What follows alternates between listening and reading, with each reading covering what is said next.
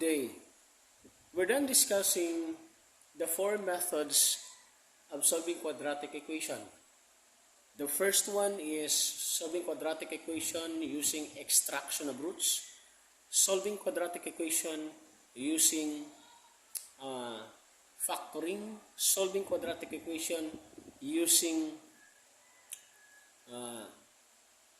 completing the square, and the last one is solving quadratic equation using quadratic formula. Now let's integrate the four using one given only. Assuming we have x minus 2 squared is equal to 64, let us solve this using extraction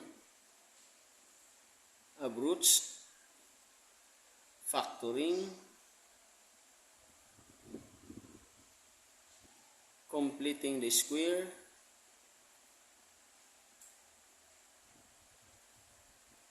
and number 4, using quadratic formula. We're going to apply, integrate our knowledge in the fourth method of solving quadratic equation. First, let us solve x minus 2 squared is equal to 64 using extraction of roots. Okay, so first solution, let us copy x minus 2 squared is equal to 64. Then let us multiply both sides by radical symbol. This is cancelled. Remaining is x minus 2 is equal to square root of 64 is 8. So we have now x minus 2. Let us separate positive and negative is equal to positive 8. Okay. Then we have also x minus 2 is equal to negative 8. So the first is x is equal to 8 plus 2, x is equal to 10. The second one, x is equals to negative 8 plus 2, x is equals to negative 6. So, as you can notice, we have the first and the second values of x. This is the roots. The roots are x is equal to 10 and negative 6 of the given equation. X minus 2 squared is equal to 64. Next, let us use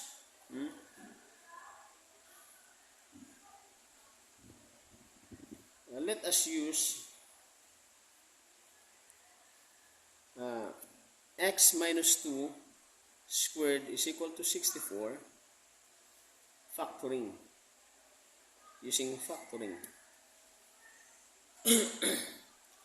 Well, the first thing that we need to do is to get the standard form of this expression.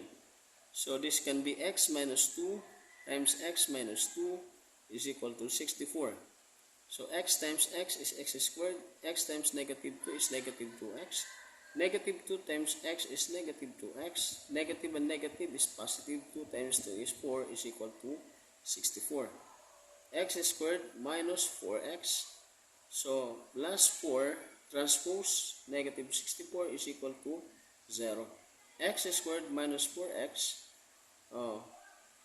minus 60, because this is unlike sign, negative and positive, since different in sign, let us subtract, and the sign prevail is taken from the higher number, which is the 64. That's why it is negative 60 is equal to 0. Now, we have now the standard form. This is standard form. Let us now factor. What is the factor of 60? Negative 60. When we multiply the two numbers, so the product would be negative 60. And when we add the two numbers, the sum must be negative 4. So the factor of 60 is 6 times, so negative,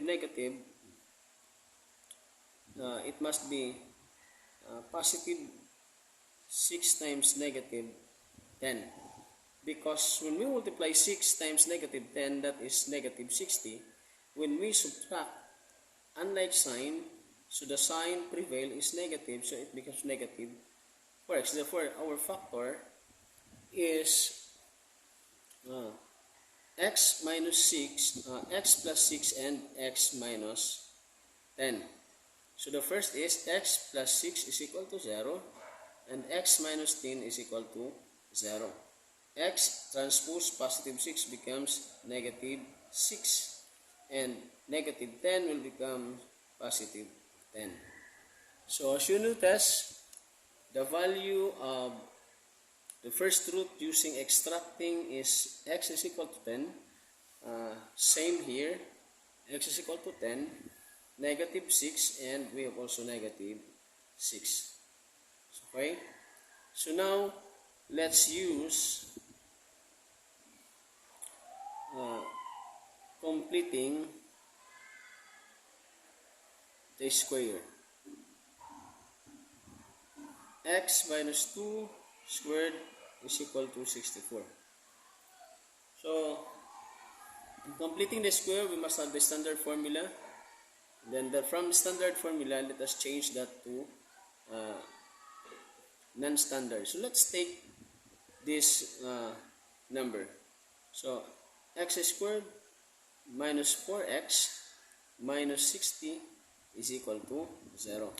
Non-standard x minus 4x is equal to positive 60. Let us get the half of b, which is negative 4 over 2 is negative 2. Let us squared 4. So 4, let us use 4 in adding both sides of the equation. X squared minus 4x plus 4 is equal to 60 plus 4. Okay? Then x squared minus 4x plus 4, let us simplify. 60 plus 4 is 64. Let us get the factor. This is x minus 2 squared is equal to 64. So, if x squared is equal to 64, let us multiply both sides by 1/2. So, the remaining is x minus 2 is equal to plus or minus square root of 64 is 8. So, the first value is x minus 2 is equal to positive 8. X is equal to 8 minus plus 2. X is equal to 10. Okay. The second one, no? The second one is x minus 2 is equals to negative 8. X is equals to negative 8 plus 2. X is equal to negative 6. So as you can see, same values arrive using completing the square. The value of completing the square is x 10 and negative 6. Factoring, x is negative 6 and x another is 10. We have also the extraction of the roots. X is 10 and negative 6.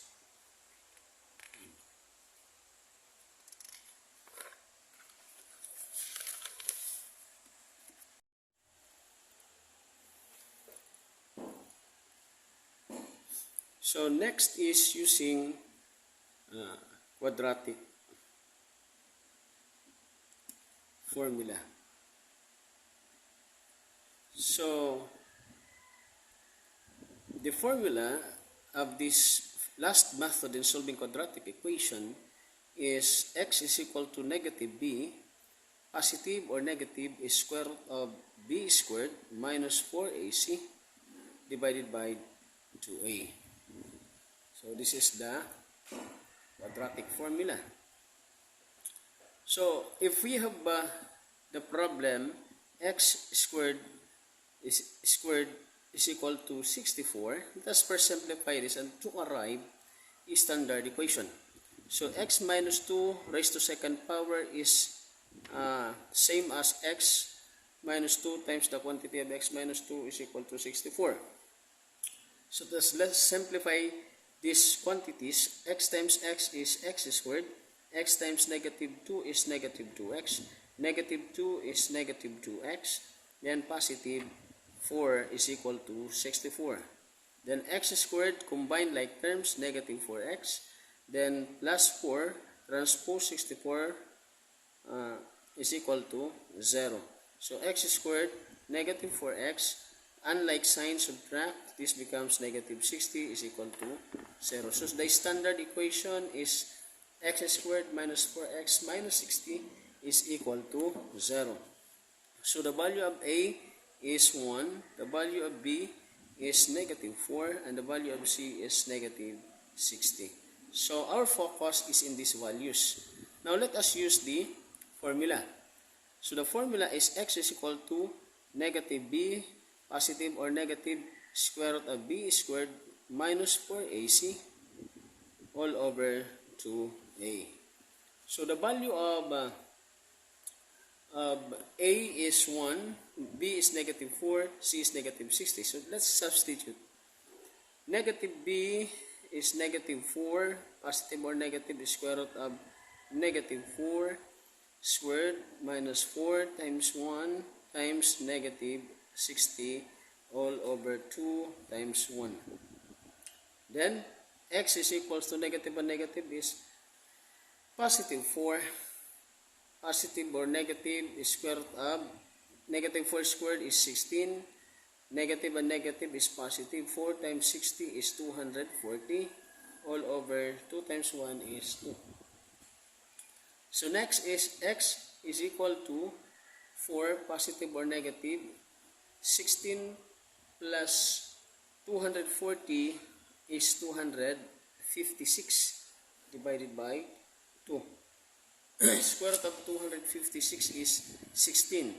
Let's try. 16, 6 times 6 is 36, carry 3. 6 times 1 is 6 plus 3 is 9. 1 times 6 is 6. 1 times 1 is 1.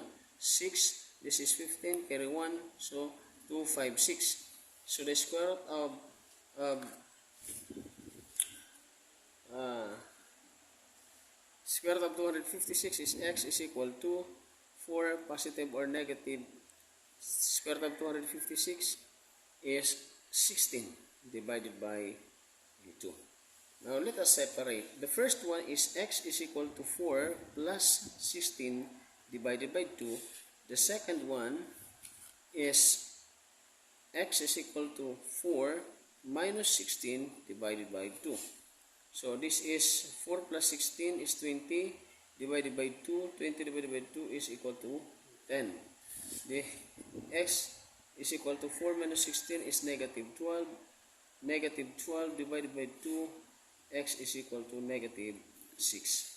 So as you can see, using the four methods of solving quadratic equation, extraction, factoring, completing the square, and quadratic formula, all of the roots or values na lumalabas are the same.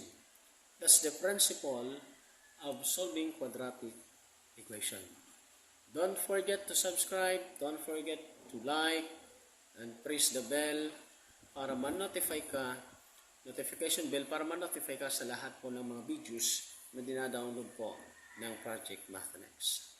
God bless you and good day.